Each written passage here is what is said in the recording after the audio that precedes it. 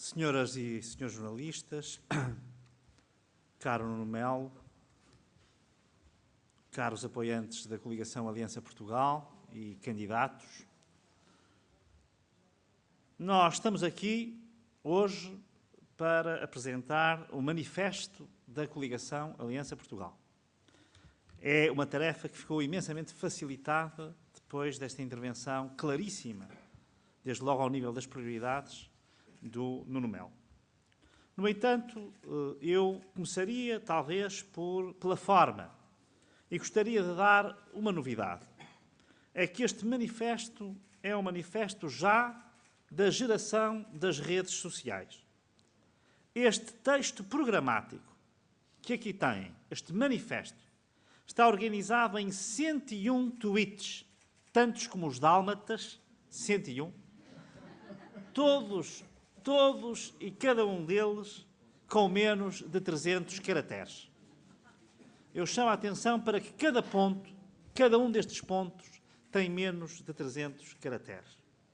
A ideia é de que os utilizadores das redes sociais possam passar facilmente as nossas ideias, os nossos valores, as nossas propostas. E só este modo de comunicação, 101 tweets, textos curtos, incisivos, em que cada um deles contém uma ideia ou uma mensagem portátil, que cada um possa levar ou portar para todo lado, só este manifesto já é todo um programa no seu modo de comunicação.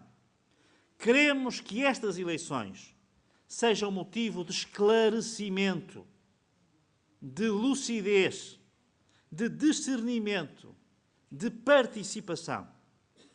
Queremos que todos possam envolver-se no debate, na discussão pública, de temas, de propostas, de sugestões, que geralmente estão contaminados pela ideia, pela reputação de que são tecnocráticos, complexos, só acessíveis a eurocratas ou a gente que domina o bruxelês. Não.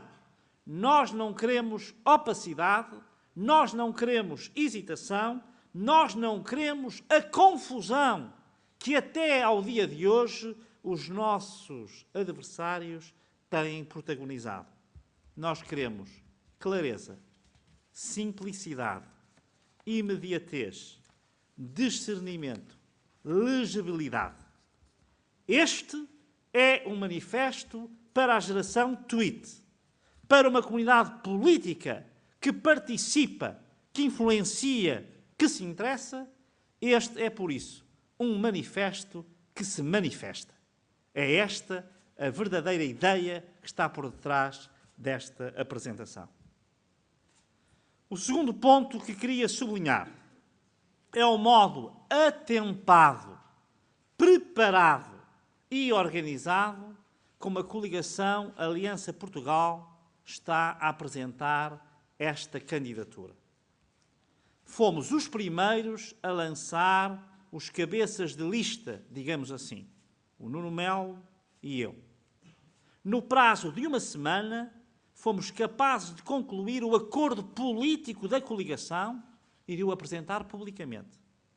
Nesse mesmo prazo de uma semana, talvez 10 dias, temos a lista completamente fechada, pronta a ser conhecida e escrutinada pelos portugueses.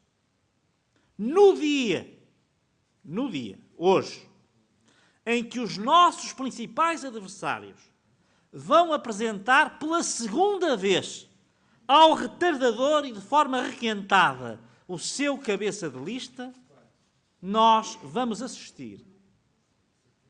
Sim, não é hoje a uma apresentação, é a uma reapresentação, a uma espécie de apresentação da apresentação anterior, neste mesmo dia, em que o Partido Socialista faz este número bizarro de apresentar 2 vezes o mesmo candidato.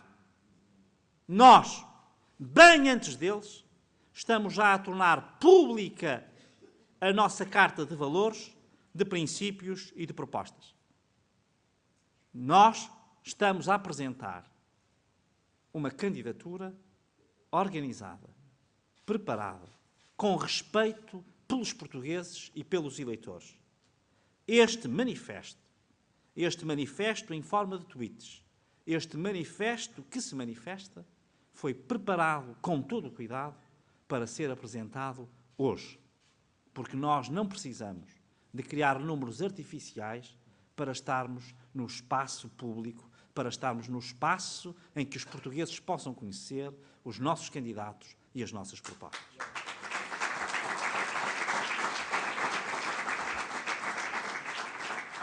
O nosso manifesto está organizado em 4 partes.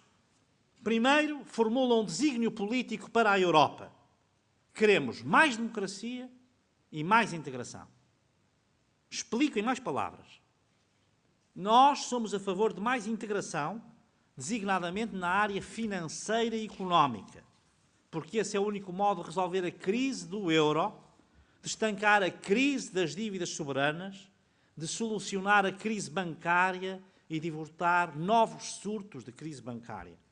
Naturalmente, se vai haver mais integração, tem de haver contrapartidas. E essas contrapartidas estão do lado democrático, da legitimidade democrática, da capacidade dos cidadãos portugueses que estão dispostos a integrar-se mais na Europa, terem mais condições e mais instrumentos de influenciarem e de controlarem o processo de decisão europeu. E, por isso, não há mais integração sem mais democracia. Depois, em segundo lugar, nós identificamos os valores que realizam esse desígnio. Mais democracia e mais integração. Os valores que também inspiram as propostas concretas que fazemos e que, em grande parte, o Nuno Melo aqui já apresentou. Esses valores estão definidos por esta ordem. A ordem não é arbitrária. Solidariedade, prosperidade, responsabilidade. A solidariedade, porque estamos a começar a sair de uma crise social e económica profunda, que abalou a confiança recíproca entre os Estados que são membros da União. E por isso queremos solidariedade da União para com todos os cidadãos que estão em dificuldades. E queremos solidariedade entre os Estados, que no meio da crise parecem ter perdido algum grau de confiança mútua. A prosperidade. Porque nós não podemos fazer solidariedade sem crescimento económico. Porque nós não podemos criar empregos sem crescimento económico. Temos, naturalmente, de ter como valor de referência a prosperidade. Todo o enfoque, toda a atenção destes 101 tweets está posta na geração de emprego, no crescimento que gera emprego e que gera bem-estar para ser distribuído pelos mais necessitados. E aí está clara a aposta nas reformas estruturais que permitem a criação de emprego e que permitem fomentar a criação de riqueza. 2 ideias sobre essa reforma estrutural e essa criação de emprego. Vamos apostar na reindustrialização da Europa e no regresso à agricultura. Ou seja, retornar ao setor primário, agricultura, e relançar o setor secundário, indústria, deixando cair a atenção que nas últimas décadas se deu ao setor terciário. Não que ele não mereça atenção, mas as prioridades têm de ser reindustrializar a Europa, reindustrializar Portugal e regressar à agricultura na Europa e em Portugal. E aqui na economia, com 4 áreas de eleição. Economia do conhecimento, ciência e inovação, investigação, desenvolvimento. Aqui queremos fundos europeus. Fundos europeus porque estamos esgotados dos nossos recursos para fomentarmos ciência, inovação, educação, investigação, desenvolvimento com fundos europeus. Economia verde, ou seja, ambiente e energia. Não são apenas bandeiras nossas, são também uma fonte de oportunidade económica. Não são apenas desígnios ecológicos, são também bens económicos. Queremos, portanto, apostar no aproveitamento económico do ambiente e da energia, economia verde. Economia social.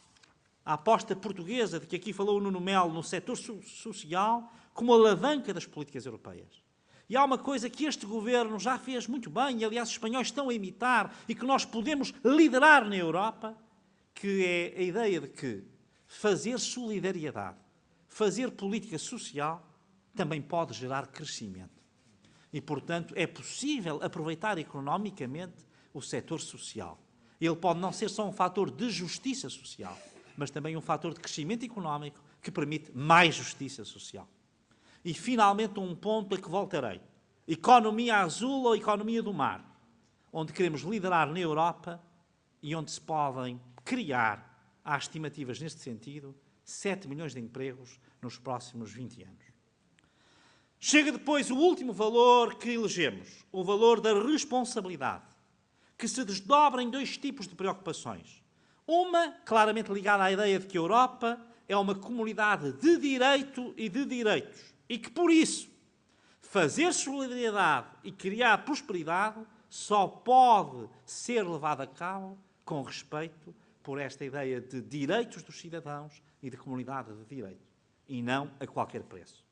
E outra muito importante, também ligada à ideia de que fazer solidariedade, criar prosperidade, só pode ser atingido de forma sustentada, é a responsabilidade, com contas equilibradas e com perspectivas de durabilidade no médio e no longo prazo. Queremos solidariedade, prosperidade, mas com responsabilidade, sob pena de acontecer o que aconteceu nos últimos 3 anos. Termos de fazer um esforço enorme para podermos recuperar as perspectivas de fazer a solidariedade que queremos e de termos alguma prosperidade.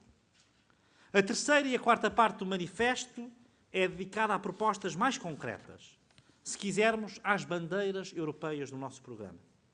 E eu aqui sublinharia, essencialmente, 5 bandeiras europeias e sublinharia as bandeiras europeias propriamente ditas e não tanto como fez o Nuno Melo, foi essa a nossa repartição de tarefas, as bandeiras europeias que mais interessam a Portugal e ele elegeu as 10 que claramente mais nos afetam e que estão totalmente refletidas neste manifesto.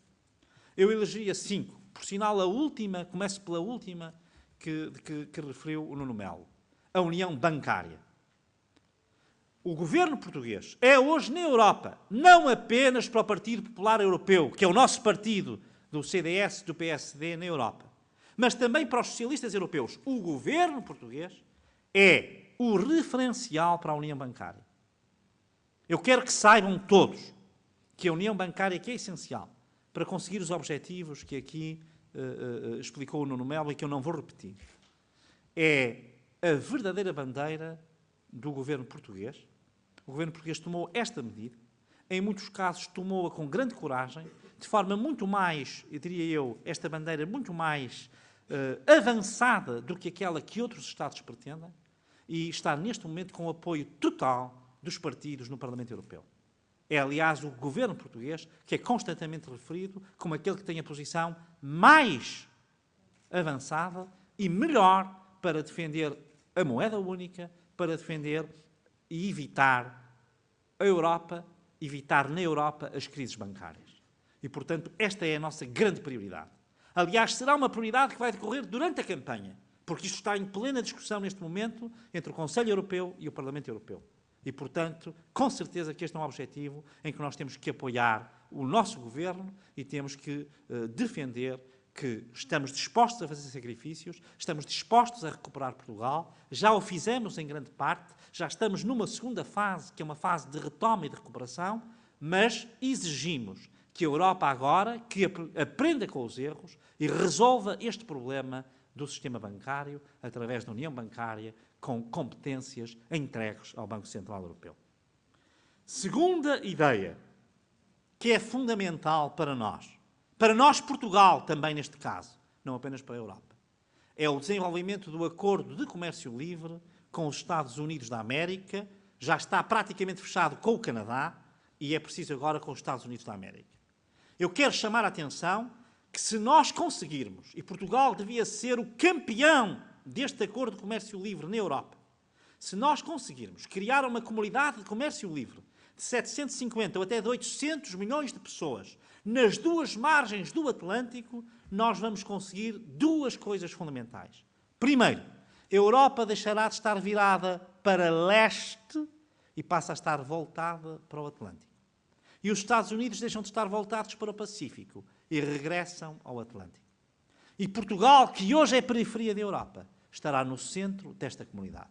Eu tenho até dito várias vezes que os Açores e a Madeira, que hoje são regiões ultraperiféricas, se nós conseguirmos fechar este acordo de comércio livre, que verdadeiramente dará um impulso económico brutal à União Europeia e aos Estados Unidos, os Açores e a Madeira, em que nós temos, como sabem, somos o único partido que representa na sua lista, em lugar claramente elegível, as duas regiões autónomas. Deixarão de ser ultraperiféricos e passarão a ser ultracentrais, porque estão no meio do Atlântico. Portanto, é estratégico que a coligação vá defender na Europa o fecho deste acordo. Terceiro aspecto que considero muito importante é o aspecto das políticas demográficas.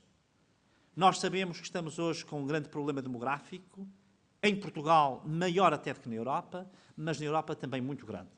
É um problema que se põe no plano dos nascimentos, da política de nascimentos, e que se põe também no plano da política de migrações, nestes dois planos. Mas nós, para podermos fomentar a natalidade, que é crucial para Portugal, neste momento eu só vejo uma solução. É uma solução europeia para este problema. Portanto, precisamos que as políticas de incentivo à natalidade e que as políticas de incentivo ao rejuvenescimento demográfico passem a ter uma sede europeia e passem a ser feitas com fundos europeus. É a única forma de nós, aqui em Portugal, podermos claramente dar um apoio às famílias que querem ter filhos. Podermos claramente dar um apoio de integração aos imigrantes que venham de países terceiros. Para nós fazermos isso, nós precisamos de fundos europeus e temos que europeizar a política demográfica. Penso que é por aí que passa a solução e por isso faz parte das nossas bandeiras europeias Portugal ser liderante na agenda de uma política demográfica para a União, da qual nós possamos diretamente beneficiar. Depois, quarta ideia europeia em que Portugal também pode ser liderante. É a economia do mar, é a economia azul. Eu penso que assim como a agenda atlântica, que aliás abrange também o Brasil e Angola, porque nós queremos passar do Atlântico Norte para o Atlântico Sul. É evidente que se estamos a falar de Atlântico, estamos a falar de mar. Nós sabemos que, se hoje a nossa agricultura pede meças e está, de facto, a dar sinais de grande retoma e de grande vitalidade, há um setor fundamental, que é o setor das pescas, que é o setor do aproveitamento dos fundos marinhos, que é o setor da investigação oceânica, em que nós podemos ainda fazer imenso e em que perdemos algumas oportunidades. É fundamental que nós estejamos na liderança da agenda europeia para o mar. Temos de nos colocar na liderança dessa agenda e, por isso, é uma prioridade do nosso manifesto a economia azul, a economia do mar. Ela é geradora de emprego, ela é geradora de riqueza. E, finalmente, last but not the least, como dizem os ingleses, caros amigos, é também importante que Portugal esteja a defender, coisa que não é fácil, a criação de instituições para a zona euro. Portanto, no contexto europeu, instituições para a zona euro.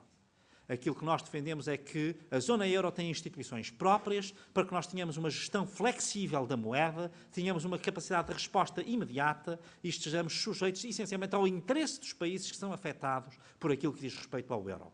Portanto, com estas 5 prioridades, união bancária, acordo de comércio livre, europeização das políticas demográficas, liderança nas políticas do mar e criação de instituições europeias para a zona euro, eu julgo que nós seremos capazes de ter uma agenda liderante no Parlamento Europeu, uma agenda liderante nas instituições europeias e a nossa coligação poderá trazer a este debate europeu, de facto, um protagonismo de Portugal que é superior ao peso que ele tem na economia europeia e no panorama de uma comunidade com 500 milhões de cidadãos.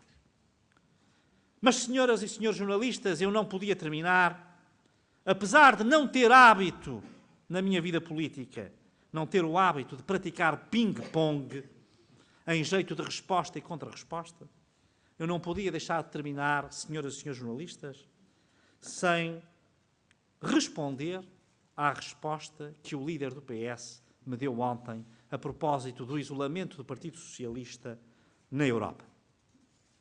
António José Seguro veio ontem procurar mostrar que o Partido Socialista Português não está isolado na Europa. E, portanto, que o Partido Socialista Português teria capacidade para influenciar a agenda europeia.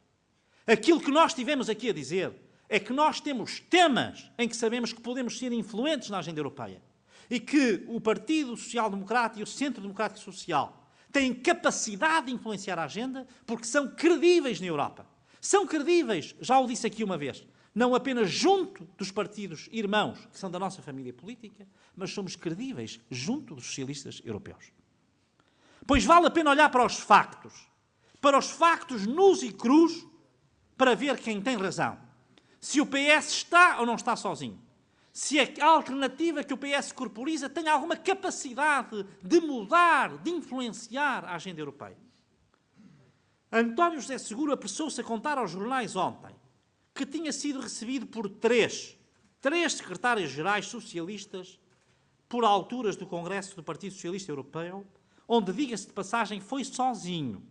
Não levou o cabeça de lista às europeias, porque ele não foi ao Congresso por onde iremos hoje, o Nuno Melo e eu, ao Congresso do PPE, ele não esteve no Congresso do Partido Socialista Europeu. Mas a pergunta é a seguinte: com quem se encontrou António José Seguro para mostrar que o PS já não está isolado e ainda dispõe de capacidade para influenciar a agenda europeia? Primeiro, reuniu com o vice-chanceler alemão Sigmar Gabriel, número 2 do governo de Angela Merkel. Alguém acredita que os socialistas alemães do SPD estão de acordo com António José Seguro e com o PS português? Será que eles disseram a António José Seguro que o governo português errou e é mau? Ou será que disseram que está a fazer um trabalho muito difícil, mas que já está a dar os primeiros frutos? Alguém ouviu alguma declaração do SPD alemão a criticar o governo português e a louvar e aplaudir as posições do Partido Socialista? Depois diz que teve uma reunião com o primeiro-ministro francês. Não com o Sr. Hollande, mas sim com o primeiro-ministro francês. Compreende-se bem, de parte a parte, Hollande e Seguro, porque talvez já não tenham coragem para se encontrar. Mas notem bem, o primeiro-ministro francês é o responsável pela inversão da política do governo francês. O que é que ele terá dito ao líder do Partido Socialista? Que Portugal e o governo português vão pelo mau caminho? Terá sido isso que os socialistas franceses disseram a António José Seguro? Que os portugueses, apesar dos bons sinais da recuperação, estão errados e andaram a fazer sacrifícios em vão? Alguém acredita que o governo socialista francês e o seu primeiro-ministro, na atual situação da França, esteja disponível para dizer que os sacrifícios que os portugueses fizeram são sacrifícios deitados, borda fora e sem qualquer utilidade ou sentido? E, finalmente, em terceiro lugar, a joia da coroa, o encontro com o Sr. Miliband, líder dos trabalhistas ingleses. Curioso encontro este que António José Seguro escolheu para mostrar que o PS não está isolado. Miliband foi o único socialista europeu que não apoiou Martin Schulz como candidato à presidência da Comissão. Pelo contrário, continua a defender o apoio à primeira-ministra dinamarquesa Thorne Schmidt, justamente nora de Neil Kinnock, anterior líder trabalhista inglês. Ou seja, para mostrar que o PS português não está só, não está isolado na sua visão, Seguro arranja uma reunião com outro partido socialista que está totalmente isolado na Europa. É bem caso para dizer que a reunião de segunda-feira foi o encontro dos socialistas isolados na Europa.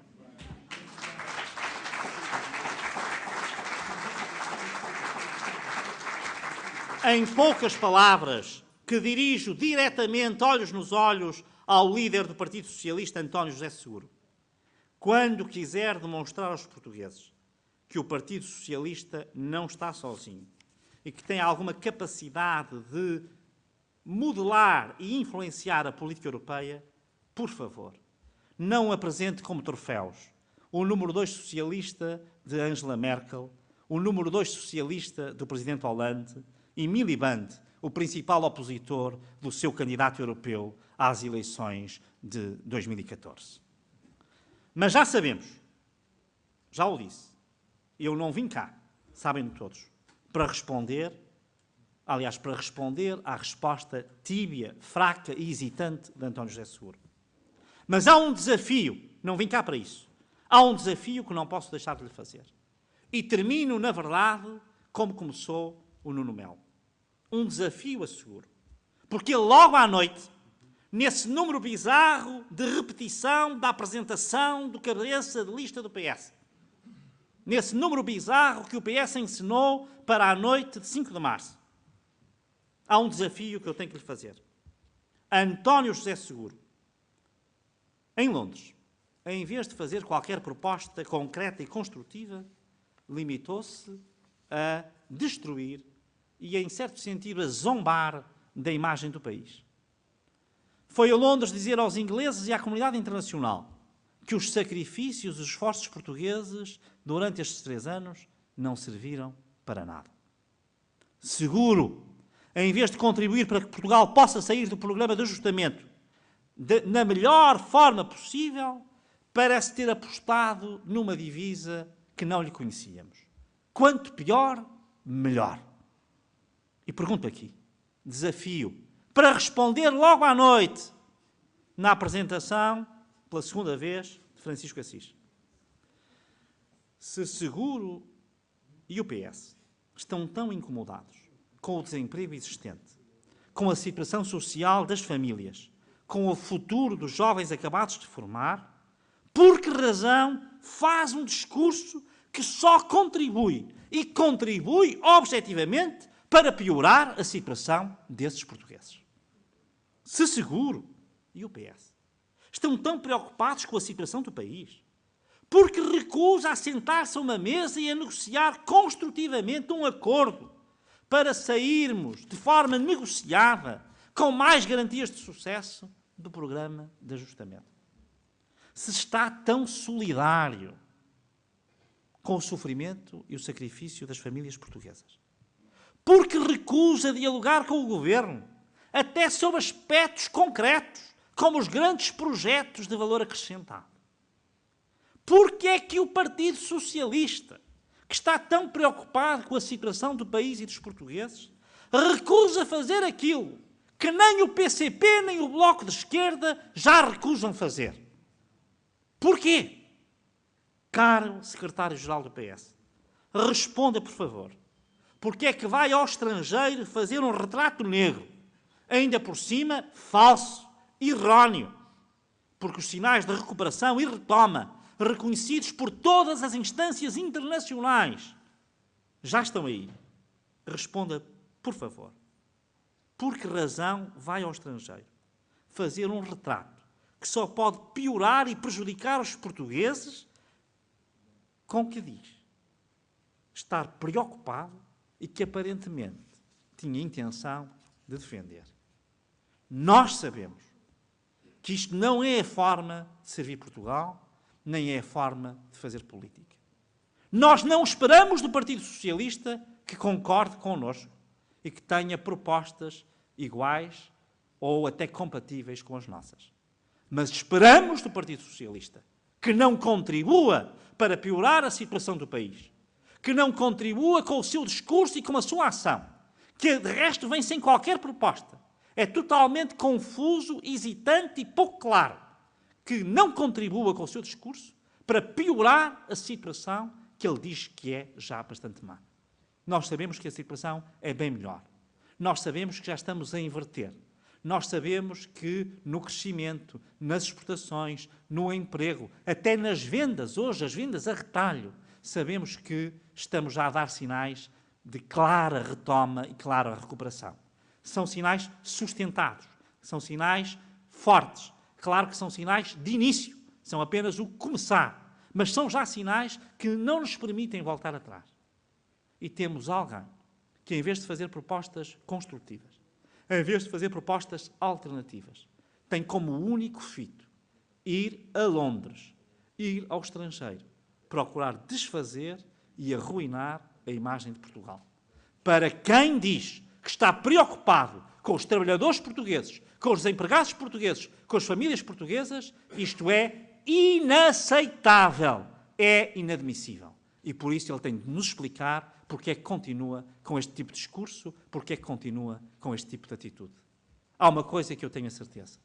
Nós, coligação Aliança Portugal, coligação que une o CDS e o PSD nesta frente, nesta batalha das eleições europeias, nunca faremos, na nossa campanha, nada que por um segundo possa agravar ou tornar mais difícil a situação das famílias portuguesas, dos desempregados portugueses, dos trabalhadores portugueses, dos jovens e dos velhos portugueses. Nós não faremos nada que os possa prejudicar.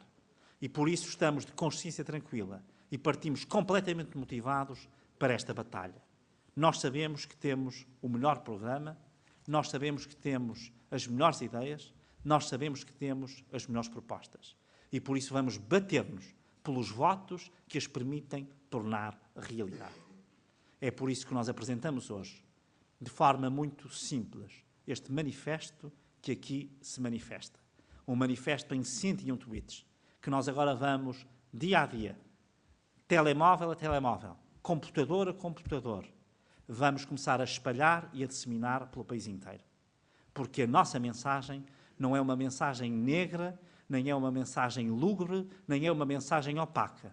A nossa mensagem para os portugueses é uma mensagem de solidariedade e compreensão com todo o esforço que fizeram, mas é uma mensagem de esperança que Portugal está agora a levantar-se e está em condições de oferecer às famílias e aos cidadãos uma vida melhor nos próximos anos. A nossa mensagem é uma mensagem de esperança e por isso contamos com todos vós para a levar, a partir de hoje, tweet a tweet, os 101 a cada um dos lares e das casas dos portugueses.